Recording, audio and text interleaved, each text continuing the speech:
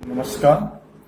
Hemchandracharya Uttar Gujarat university સંલગ્ન arts and commerce college ધનસુરામાં associate professor તરીકે હું ડૉક્ટર ગોપાલભાઈજી પટેલ તેમજ નિભાવું છું.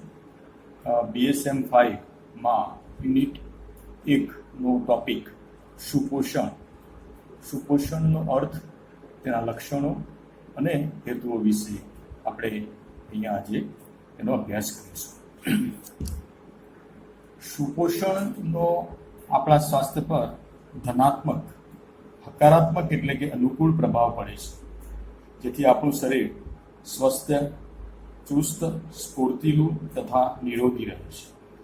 આપણી કાર્ય કરવાની ક્ષમતામાં વૃદ્ધિ થાય છે. વ્યક્તિ આનંદિત, ખુશ, પ્રફુલ્લિત, ઉલ્લાસ અને ઉત્સાહથી ભરેલું, પ્રસન્નિત એટલે કે ચિંતામુક્ત રહે છે.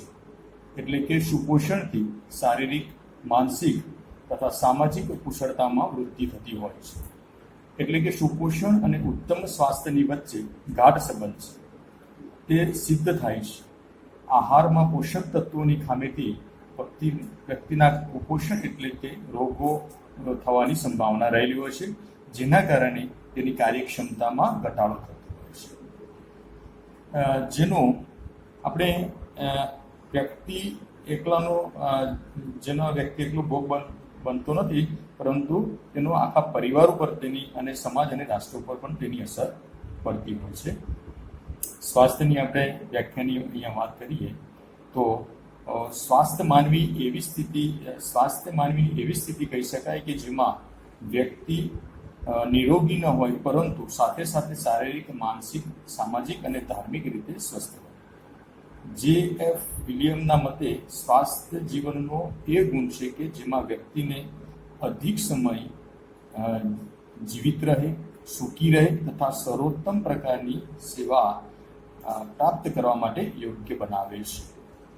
WHO ના મત અનુસાર સ્વાસ્થ્ય રોગ એટલે કે નિર્બળતાનો માત્ર અભાવ નહીં, પરંતુ શારીરિક, માનસિક તથા સામાજિક હિતની પૂર્ણ આસ્થા છે. સુપોષણનો આપણે વિસ્તૃત અર્થ સમજીએ અહીંયા. સુપોષણ, જેને યોગ્ય પોષણ પણ કહી શકાય છે, પોષણની એવી સ્થિતિ છે કે જેમાં વ્યક્તિ શારીરિક, માનસિક, સામાજિક, આધ્યાત્મિક રીતે સ્વસ્થ રહે છે. તે કર્મ કરવાની પૂરતી ક્ષમતા ધરાવે છે. સુપોષણ એવી સ્થિતિ છે કે જેમાં ભોજનમાં બધા જ પૌષ્ટિક તત્વ વ્યક્તિની ઉંમર, લિંગ, અવસ્થા, શારીરિક અને માનસિક કાર્યક્ષમતા તથા અન્ય આવશ્યકતાને અનુકૂળ રહે છે, જેને સુપોષણ કહી શકાય. સુપોષણની સ્થિતિ સંતુલિત આહાર લેવાથી પ્રાપ્ત થતી હોય છે. આપણે જાણીએ છીએ કે સંતુલિત આહાર એવો આહાર કહી શકાય કે જેમાં જરૂરી પોષક તત્વો કાર્બોદિત, પ્રોટીન, ચરબી, વિટામિન, ખનિજ ક્ષારો યોગ્ય સ્વરૂપમાં ઉચિત માત્રામાં હોય. સંતુલિત આહાર લેવાથી વ્યક્તિનું સ્વાસ્થ્ય ઉત્તમ રહે છે. તેની કાર્ય કરવાની ક્ષમતા વધે છે. તેની એકાગ્રતા બની રહે છે. તે જલ્દીથી થાકી જતો નથી. વ્યક્તિ પ્રફુલ્લિત, આનંદિત, ઉત્સાહી અને ઉલ્લાસી રહે છે. જેનો શરીર બાંધો, હાડકાં મજબૂત હોય છે. શરીરની લંબાઈ, વજન, ઉંમર અનુસાર યોગ્ય હોય છે. વ્યક્તિ દેખાવમાં હસમુખી, આકર્ષિત, ખુશમિજાજી તથા બહુમુખી પ્રતિભા ધરાવતો હોય છે, કારણ કે તેના ભોજનમાં ઉર્જાદાયક, શરીરનું નિર્માણકારક તથા સુરક્ષાત્મક તત્વો પૂરતી માત્રામાં રહેલા હોય છે. તેની ત્વચા સ્વાસ્થ્ય, સુંદર, આકર્ષક તથા કાંતિયુક્ત હોય છે. તેના વાળ ચમકદાર, કાળા, ભરાવદાર હોય છે. તેને ભૂખ સારી લાગે છે તથા તેની પાચન શક્તિ પણ ઉત્તમ હોય છે. હવે સુપોષણના લક્ષણોની વાત કરીએ તો ત્વચા સુંદર, ડાઘા વગરની, કાંતિયુક્ત, ભરાવદાર, આકર્ષક અને ચીરા વગરની હોય છે. ચામડી પર કોઈ ફોલ્લીઓ હોતી નથી. દાંતની વાત કરીએ, દાંત પેઢા સ્વસ્થ હોવા જોઈએ તથા દાંત સફેદ અને ચમકેદાર હોવા જોઈએ. ફ્લોરાઇડ કે કેલ્શિયમની ઉણપ હોય અથવા ફ્લોરાઇડનું વધુ પ્રમાણ હોય તો દાંત પર એની અસર થતી હોય છે. શ્વાસ ઉશ્વાસ મીઠી દુર્ગંધ વગરની હોવો જોઈએ શ્વાસ. વાળ લાંબા, ચીકણા, ગાઢા, ચમકીલા અને ખીલેલા હોવા જોઈએ. નાક, કાન અને આંખો દોષ રહિત હોવી જોઈએ તથા કાર્યશક્તિ પૂરી રીતે ક્રિયાશીલ હોવી જોઈએ. ઊંઘ પૂરતા પ્રમાણમાં સ્વપ્ન વગરની હોવી જોઈએ. તે પૂરી 8 કલાક 6 થી 8 કલાક સુધીની ઊંઘ લઈ શકતો હોવો જોઈએ. તેની આંખો ચંચળ, ચમકદાર અને તેજ હોવી જોઈએ. હોઠ ગુલાબી હોય, તેના પર ચીરા પડેલા ન હોય, એટલે કે સ્વસ્થ હોય. વ્યક્તિને આરામ અવસ્થામાં હૃદયના ધબકારા, નાડી, રક્ત ભ્રમણ શક્તિ, શ્વાસોશ્વાસની ક્રિયા સામાન્ય હોવી જોઈએ. તેવી જ રીતે મળ, મૂત્ર અને પાણીનો ઉત્સર્જન સમયાનુસાર થવા જોઈએ. બીજા આપણે લક્ષણોની વાત કરીએ તો પાચન ક્રિયા સ્વસ્થ હોવી જોઈએ. માંસપેશીઓ પૂર્ણ વિકસિત તથા યોગ્ય ગોઠવાયેલી હોવી જોઈએ. શરીરમાં તાજગી, સ્ફૂર્તિ, ચુસ્તી બની રહી જોઈએ. હાડકાં મજબૂત હોવા જોઈએ. બાળકોની વૃદ્ધિ વર્ષ પ્રમાણે લંબાઈ, વજન યોગ્ય હોવા જોઈએ. વ્યક્તિનો BMI ઉંમર પ્રમાણે નિયમિત હોવો જોઈએ. વ્યક્તિમાં કઠિન પરિશ્રમ કરવાની ક્ષમતા અને સહનશીલતા પણ હોવી જોઈએ. શરીરના બાહ્ય અને આંતરિક અંગો સામાન્ય હોવા જોઈએ. શારીરિક ક્રિયાઓ સામાન્ય રીતે સ્વસ્થ રીતે કરી શકતો હોવો એ આ સ્વસ્થતાના લક્ષણો છે. શરીરના બધા અંગો રોગમુક્ત, ક્રિયાશીલ અને તેમનો આકાર યોગ્ય હોવો જોઈએ. વ્યક્તિ પ્રસન્નિત, આનંદિત અને ખુશમિજાજી હોવો જોઈએ. સારા શરીરમાં સારું મન વસેલું હોય છે. આમ વ્યક્તિ સુપોષણ લેતી હોય ત્યારે તેની શારીરિક, માનસિક અને સામાજિક રીતે એ સ્વસ્થ હોય છે. હવે આપણે સુપોષણના હેતુઓની વાત કરીએ. આપણે જે આહાર લઈએ છીએ તેમાં વિવિધ પોષક તત્વો રહેલા છે, જેમની પૂરતી માત્રા શરીરનું બધું જ કાર્ય કરે છે. સામાન્ય રીતે પોષક તત્વોના કાર્યને 3 વિભાગોમાં વર્ગીકૃત કરવામાં આવે છે. 1. સારું પોષણ સ્તર વ્યક્તિને સ્વસ્થ રાખે છે અને કોઈપણ રોગની અવસ્થાને રોકવામાં મદદ કરે છે. 2. સારું પોષણ સ્તર ગુણાત્મક અને પ્રમાણાત્મક હોય છે. 3. સારું ઉપચારાત્મક પોષણ આપી બીમાર વ્યક્તિને સાજા થવામાં મદદ કરે છે. બધા જ રોગોની અવસ્થામાં આહાર આયોજન એટલે કે ઉપચારાત્મક પોષણ અનિવાર્ય છે. આપણે બધાને ખબર છે. ઉપચારાત્મક પોષણ વાળું આહાર આયોજન વૈજ્ઞાનિક એટલે કે કુશળતાથી કરવામાં આવે છે તથા રોગના લક્ષણના આધાર પર ઉપચારનો ઉદ્દેશ્ય રહેલો હોય છે. સારા પોષણના હેતુઓ આપણે જોઈએ તો નીચે મુજબ છે, એની આપણે ચર્ચા કરીએ. પોષણ સ્તર ઉત્તમ બનાવી શકાય. શરીરમાં કોઈ આહાર કે પોષક તત્વની કમી હોય તો તે દૂર કરવી. શરીરને આરામ મળે. વિશેષ જે પ્રભાવિત અંગો છે હૃદય, મન, મગજ વગેરેને આરામ મળે. રોગની અવસ્થામાં નબળા પડેલ ચયાપચયની ક્ષમતા અનુસાર શરીરમાં આહાર તત્વની ગ્રહણ કરવાની, પચાવવાની ક્ષમતા મુજબ આયોજન કરવું. શરીરના વજનમાં આવશ્યકતા અનુસાર પરિવર્તન કરી શકાય. સારું પોષણ સામાન્ય આહારમાંથી મળી શકે તેવું અથવા ઓછામાં ઓછું ભિન્ન હોવું જોઈએ.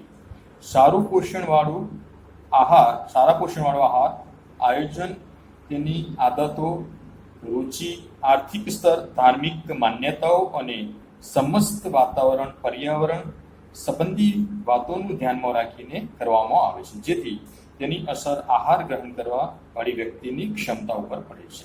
આમ સારા પોષણ લેવાથી મનુષ્યનું સ્વાસ્થ્ય જળવાઈ રહે, રોગોમાં સાજા થવામાં મદદરૂપ થાય અને લાંબુ આયુષ્ય જીવન ભોગવે તે હોવું જોઈએ. હવે જરૂરી પોષક તત્વોની જે બૃહદ માત્રામાં જે ઘટકો છે 6 પ્રકારના હોય છે. તેની વાત કરું તો 1. કાર્બોદિત પદાર્થો શક્તિ ઉર્જા આપણને આપે છે. 2. પ્રોટીન એટલે કે એમિનો એસિડ જે નવા કોષોના નિર્માણમાં મદદ કરે છે, અને ફેટી એસિડ જે શરીરનો ઘસારો અને કેલરી તેમાંથી આપણને પ્રાપ્ત થતી છે. પાણી શરીરનું તાપમાન જાળવે છે અને વિવિધ પોષકના શરીરની અંદર પરિભ્રમણમાં પણ એ ખૂબ અગત્યનો ભાગ ભજવે છે. અને સૂક્ષ્મ ઘટકોમાં વિવિધ વિટામિન અને ક્ષારો રહેલા છે. અહીંયા આપણે સુપોષણની એનો અર્થ, લક્ષણો અને હેતુઓની વાત કરી. ધન્યવાદ. સુપોષણનો અર્થ, એના લક્ષણો અને હેતુઓ આપણે સમજ્યા. હવે પોષણનો અર્થ વિસ્તૃત રીતે આપણે સમજીએ. સારા સ્વાસ્થ્યનો આધાર મહદઅંશે પોષણ પર રહેલો છે. જીવિત રહેવા તથા વિવિધ કાર્યો કરવા માટે મનુષ્ય પ્રોટીન, ફેટ, કાર્બોહાઈડ્રેટ્સ, વિટામિન્સ અને ખનિજ તત્વો જેવા પોષક તત્વોની જરૂર પડતી હોય છે. આ પોષક તત્વો ખાદ્યોમાંથી મેળવાયેલા રાસાયણિક પદાર્થો હોય છે. રોજિંદા આહારમાં લેવાતા પદાર્થો ધાન્ય, કઠોળ, દાળ, સૂકા મેવા અને તેલબિયા, શાકભાજી, ફળ, દૂધ અને દૂધની બનાવટો એમ વર્ગીકૃત કરેલ છે. આ ખાદ્ય જૂથો બધા પોષક તત્વો ધરાવે છે. મનુષ્ય જે ખોરાક લે છે તે જઠર અને નાના આંતરડામાં પહોંચે છે, જે દરમિયાન ખોરાક સાથે શરીરના સ્ત્રોતમાં ભળે છે, જે પ્રક્રિયા રાસાયણિક પ્રક્રિયા છે. ચયાપચયને અંતે ખોરાકનું અંતિમ તત્વો glucose, amino acid, glycerol, fatty acid, vitamin અને ખનિજ તત્વોમાં ફેરવાય છે. તે જે રક્ત પ્રવાહમાં ભળીને કોષો સુધી પહોંચે છે અને વિવિધ દેહધાર્મિક ક્રિયાઓ, નવા કોષોના નિર્માણમાં, શક્તિમાં તેનો ઉપયોગ તેમાંથી થતો હોય છે. પોષણની આપણે એનો વિસ્તૃત અર્થ સમજીએ તો પોષણ એટલે શરીરના વિવિધ કાર્યો માટે થતો ખોરાકનો ઉપયોગ. તેમાં ખોરાક લેવાય ત્યારથી શરૂ કરીને વિવિધ કાર્યો માટે તેનો ઉપયોગ કરવાની સમગ્ર પ્રક્રિયાનો સમાવેશ થાય છે. તેમાં કોષ તેમજ પેશીઓની વૃદ્ધિ અને જાળવણી, સ્નાયુ, હાડકાં, ચેતાઓ, મગજ, આંખ, વાળ અને અન્ય શારીરિક અવયવોના કોષોનું નિયંત્રણ અને નિયમન થાય છે. દિવસ દરમિયાન થતા કાર્યો અને રાત્રિની ઊંઘ દરમિયાન શ્વાસોશ્વાસની જે પ્રક્રિયા થાય છે તે માટે જે જરૂરી શક્તિ પૂરી પાડતા જે પદાર્થો છે એને પોષક તત્વો અને પ્રક્રિયાને પોષણ કહેવામાં આવે છે. સજીવ એ પોષણનું ઉત્પાદન કરતું એક અંગ છે. એક સજીવ એનો સ્ત્રોત છે. A living organism is the product of nutrition. હવે પોષક તત્વોની આપણે મુખ્ય પોષક તત્વોની અહીંયા ચર્ચા કરીએ. શરીરની વૃદ્ધિ, વિકાસ અને ઘસારાને પોષતા તત્વો એટલે કે પદાર્થોને પોષક તત્વ તરીકે આપણે ઓળખીએ છીએ.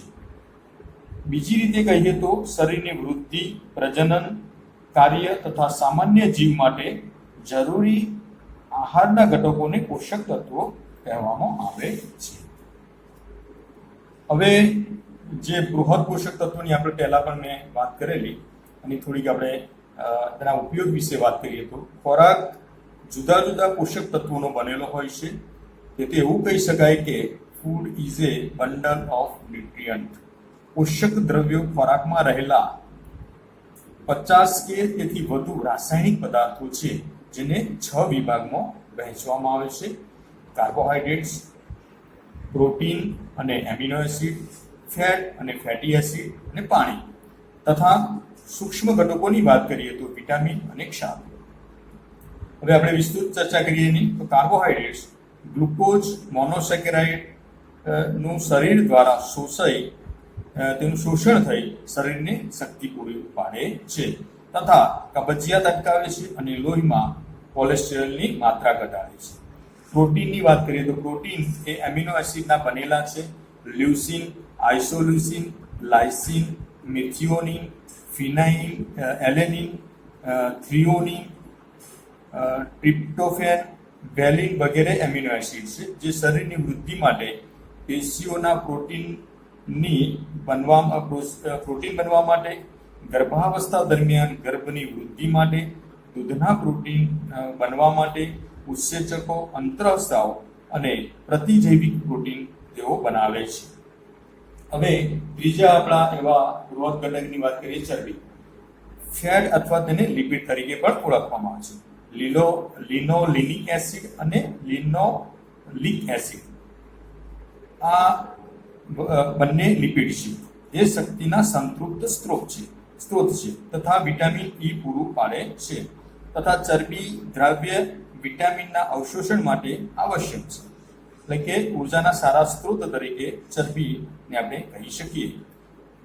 હવે વિટામિનની વાત કરીએ તો વિટામિન બે પ્રકારના છે, ચરબી દ્રવ્ય વિટામિન અને જળ દ્રવ્ય વિટામિન. વિટામિન એ અને આપણે રેટિનોલ તરીકે ઓળખીએ છીએ. Vitamin D, vitamin E, vitamin B12 એ ચરબી દ્રવ્ય વિટામિન છે.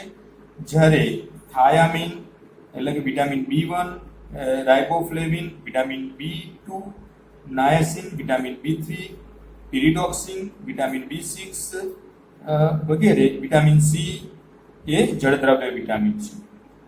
વિટામિન શરીરની વૃદ્ધિ, સ્વાસ્થ્યની જાળવણી, વિટામિનની ખામીથી ચોક્કસ પ્રકારના રોગો થતા હોય છે તથા આંખ, ત્વચા અને ચેતાની તંદુરસ્તી માટે પણ વિટામિન જરૂરી છે. એ જ રીતે ક્ષારોની વાત કરીએ તો મિનરલ અતિ સૂક્ષ્મ સ્વરૂપમાં હોય છે પણ તેની જરૂરિયાત શરીરમાં એટલી જ. દાખલા કે લોહ તત્વ, કેલ્શિયમ, મેગ્નેશિયમ વગેરે જે ક્ષારો અતિ અલ્પ પ્રમાણમાં પણ શરીર માટે જરૂરી છે. ફ્લોરાઇડનું વધુ પ્રમાણ નુકસાનકારક છે પણ ઓછું પ્રમાણ હોય તો પણ દંત ક્ષરણ થતું હોય છે. એ પણ કેલ્શિયમ હાડકાના બંધારણ માટે, તો એ પ્રમાણે ક્ષારો પણ આપણા શરીરની અંદર ખૂબ અગત્યનો ભાગ ભજવે છે. હવે પાણીની વાત કરીએ તો પાણી પણ આપણા શરીર માટે એટલું ખૂબ જરૂરી છે. પાણી એ સાર્વત્રિક દ્રાવક છે. માનવ શરીરમાં 50 થી 60% જેટલું પાણી હોય છે. પાણી ખોરાકને પાચન માર્ગમાં આગળ લઈ જાય છે અને તેના પાચન, અવશોષણ અને ઉત્સર્જનમાં મદદ કરે છે. શરીરના તાપમાનનું નિયંત્રણ કરવામાં મદદ કરે છે. પાણી શરીરના સાંધાઓમાં ઊંજણનું કાર્ય પણ કરે છે. ઘર્ષણ થતું અટકાવે છે. સાંધાઓને અક્કડ થતા અટકાવે છે. હવે આ વાત થઈ આપણા બધા પોષક તત્વોની, પણ સામાન્ય સ્વસ્થ વ્યક્તિના ભોજનમાં પોષક તત્વોનું પ્રમાણ ચોક્કસ જરૂરી માત્રામાં નિર્ધારિત કરેલું હોય છે. એ મુજબ આપણે સામાન્ય એક પુખ્ત વ્યક્તિની વાત કરીએ તો તેના આહારમાં કેટલા પોષક તત્વોનું પ્રમાણ હોવું જોઈએ એનું તમને થોડીક અહીંયા ઝાંખી કરાવીશ. કેલરી પર ડે એક પુખ્ત વ્યક્તિને 1900 થી 3900 જેટલી કેલરી એના પર ડે એટલું એને મળવી જોઈએ. પ્રોટીન 45 થી 55 ગ્રામ જેટલું એને મળવું જોઈએ. કેલ્શિયમ 0.4 થી 0.5 જેટલું તેના ભોજનમાં એને પ્રાપ્ત થતું હોવું જોઈએ. લોહ તત્વ 20 થી 30 મિલીગ્રામ જેટલું તેને પ્રાપ્ત થતું હોવું જોઈએ. રેટિનોલ એટલે કે વિટામિન એ 750 હોવું જોઈએ. કેરોટીન 300 મ્યુગ્રામ હોવું જોઈએ. વિટામિન B1, થાયામિન 10 થી 20 મિલીગ્રામ 1 થી 2 મિલીગ્રામ જેટલું હોવું જોઈએ. વિટામિન B2 1 થી 2.2 મિલીગ્રામ જેટલું હોવું જોઈએ. વિટામિન B3 13 થી 26 મિલીગ્રામ જેટલું હોવું જોઈએ. ફોલિક એસિડ 100 મ્યુગ્રામ હોવું જોઈએ. B12 વિટામિન એ અતિ સૂક્ષ્મ માત્રામાં પણ 1 મ્યુ જેટલું હોવું જોઈએ. Vitamin C 50 milligram, vitamin D 200 milligram જેટલું આપણા આહારમાં આપણને પોષક તત્વો સ્વરૂપે એટલું પ્રાપ્ત થવું જોઈએ.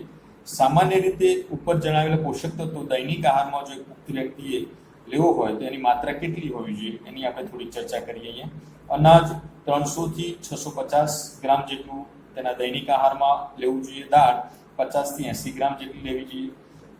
લીલી શાકભાજી જે 100 થી 125 ગ્રામ જેટલું તેના આહારમાં એનો ઉપયોગ કરવો જોઈએ. અન્ય શાકભાજી કઠોળની આપણે વાત કરીએ તો 75 થી 100 ગ્રામ જેટલા દૈનિક આહારમાં લેવા જોઈએ. કંદમૂળ 50 થી 100 ગ્રામ જેટલા તેને લેવા જોઈએ. ફળ 30 થી 60 ગ્રામ જેટલા લેવા જોઈએ. દૂધ 200 થી 400 ગ્રામ જેટલું લેવું જોઈએ. ઘી અને તેલ 30 થી 45 ગ્રામ જેટલું લેવું હોવું જોઈએ. ખાંડ એટલે કે સેકેરાઈડની વાત કરીએ તો 30 થી 35 ગ્રામ જેટલું એને પોતાના આહારમાં લેવી જોઈએ. એ ઉપરાંત ઈંડા એક નંગ જેટલું આપણે લેવું જોઈએ અને મગફળીના દાણા 40 થી 50 ગ્રામ અથવા 15 નંગ જેટલા એને પર ડે પોતાના આહારમાં લેવા જોઈએ. આમ પોષક તત્વોનું પ્રમાણ, આહારની માત્રા વ્યક્તિને રોજિંદા આહારમાં લેવાથી તેનું સ્વસ્થ જીવન પ્રાપ્ત થતું હોય છે. જરૂરી પોષક તત્વોની ઉણપ તેના શરીરમાં રહેતી નથી અને તંદુરસ્તી પ્રાપ્ત કરી અને એ તંદુરસ્ત જીવન નિર્વાહ કરી અને પોતાની પ્રગતિ, પોતાના કુટુંબની અને રાષ્ટ્રની પ્રગતિમાં એ પોતાનું યોગદાન આપી શકે છે. ધન્યવાદ.